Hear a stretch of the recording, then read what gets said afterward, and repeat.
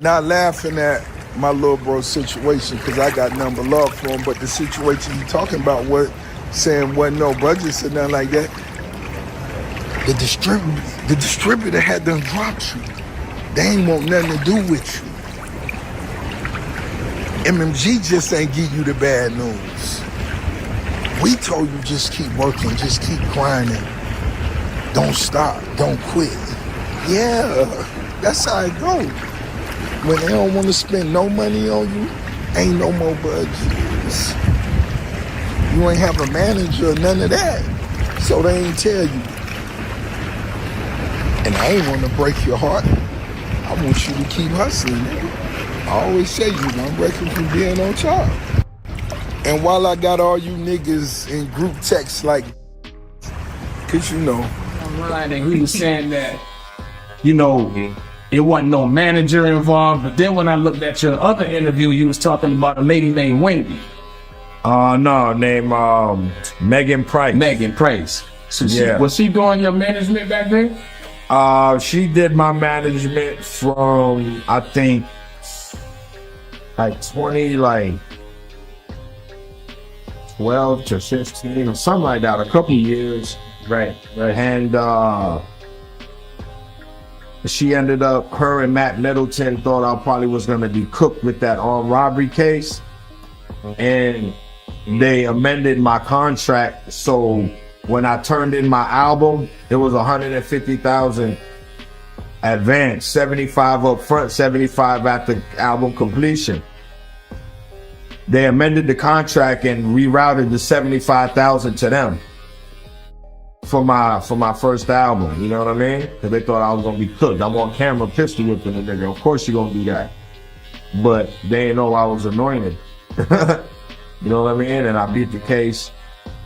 Case was dismissed, and I found out years later. I didn't even know. I forgot about it. I forgot about the back end, and I had got on the phone with an auditor that knew all of that. He got my contract, found my contract, and went in, and he was like, "Yo, who's Matt Middleton?" I'm like, "Oh, the name sounds familiar," and he was like, "Who's Megan Price?" And I was like, Oh, that's her lawyer. That was was managing me. And he was like, yeah, so they rerouted, they amended the contract for your back end for 75,000 to them. And Matt Middleton got 10 or 15%. So I saw he recently responded to you. You know, he was in his pool and stuff like that and said something about with the distributor and stuff. You want to speak on that? Yeah.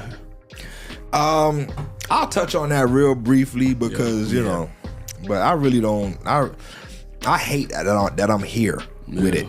Not here at the podcast. Right. I hate that I'm here with it. Yes. I'm gonna go address that real quick. The district, I got a budget. Yvette sat down with Steve Bartles. Yvette was in a meeting with Steve Bartles, so I actually did get a budget, but it was kind of those shelf budgets. Yeah. Know what I'm saying? Yeah. And like, I only had one album with them. I think it was just one album, so it's like, why couldn't I go over there with Warner?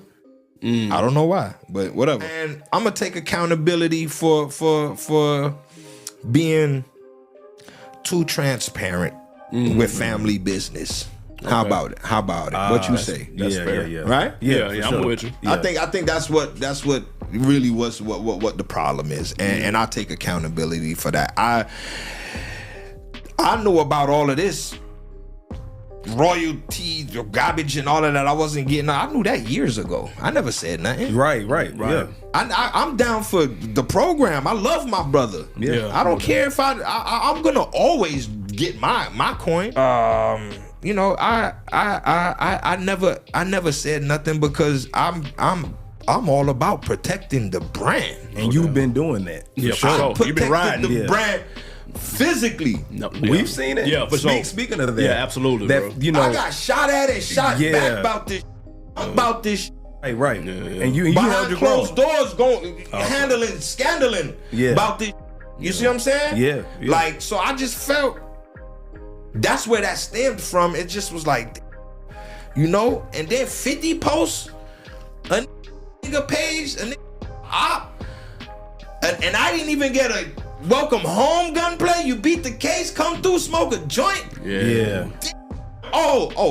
Then. Yeah. I feel like it's man. Gotcha. Yeah. You know what I'm saying? Yeah. So that's where it stemmed from. Really disappointment, if anything. Disappointment. Yeah. Very disappointing. Yeah, that's facts. all it was. But how many times did I disappoint him?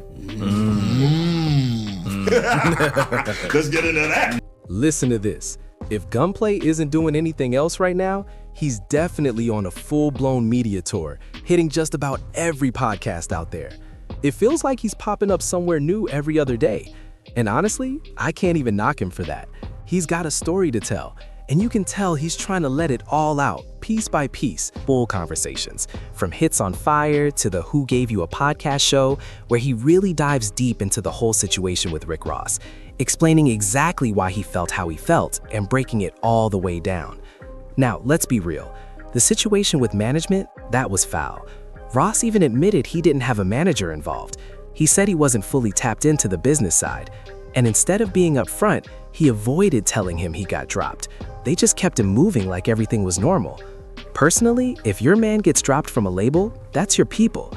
You gotta look him in the eye and tell him what's really going on. That's just how I see it.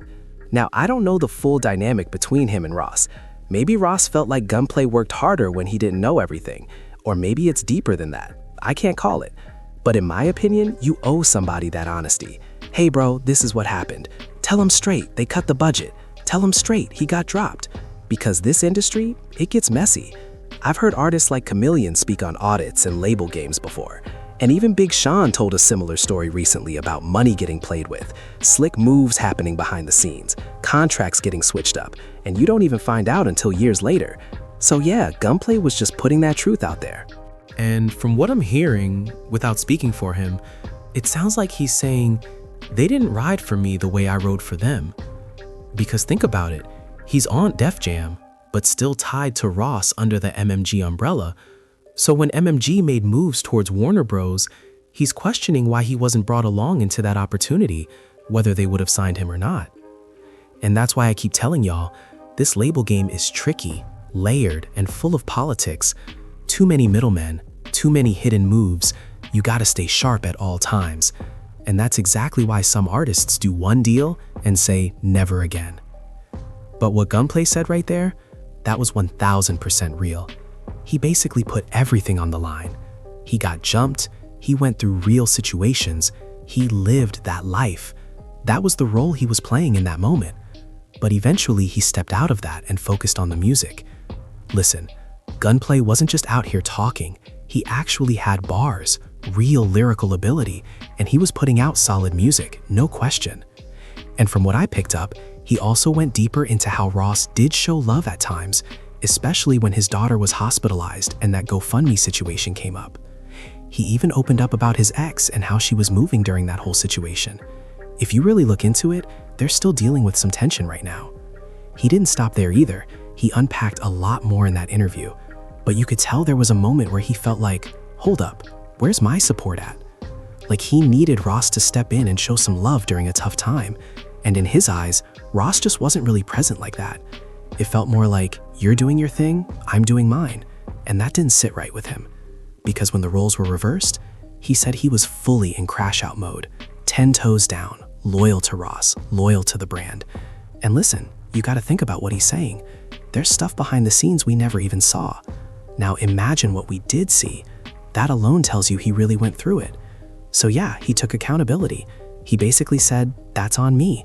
He didn't like how everything ended up playing out online. He admitted family situations shouldn't have been put out there like that. But you can tell, he was hurt. It felt like his people turned their backs on him, left him hanging when he needed them most. But then he flipped it and said, what about everything I did? And I respect that from Gunplay for real. No doubt. I was rocking with his music heavily back then. I even pulled up to one of his shows at Warehouse Live. Me and my boy BP was out there. I think it was around that Glorious Bastards mixtape era. We were locked in. Gunplay was going crazy on stage. He had records in rotation. It really felt like he could have been pushed even further. Maybe other things got in the way, I don't know. But yeah, he dropped even more stories in that interview too. And listen, if one of those clips really takes off, And y'all probably already seen it on the Who Gave You a podcast. I already know I'm covering it. Now, I'm not here clowning around. Nobody is getting hurt or anything like that. But that Gunplay story, that one was wild. He said he didn't even realize what happened in the moment. He admitted he hit someone with a glass Sprite bottle with activists in it. And get this, he said he didn't even know who it was at first. All he saw was one of his people getting into it, so he reacted instantly and swung. Come to find out, it was DJ Vlad. And guess who ended up catching the heat for that whole lawsuit situation? Yeah, Vlad went after Rick Ross and the whole camp. And that's how that situation played out. But let me know what y'all think though. I just had to put the other side of the story out there.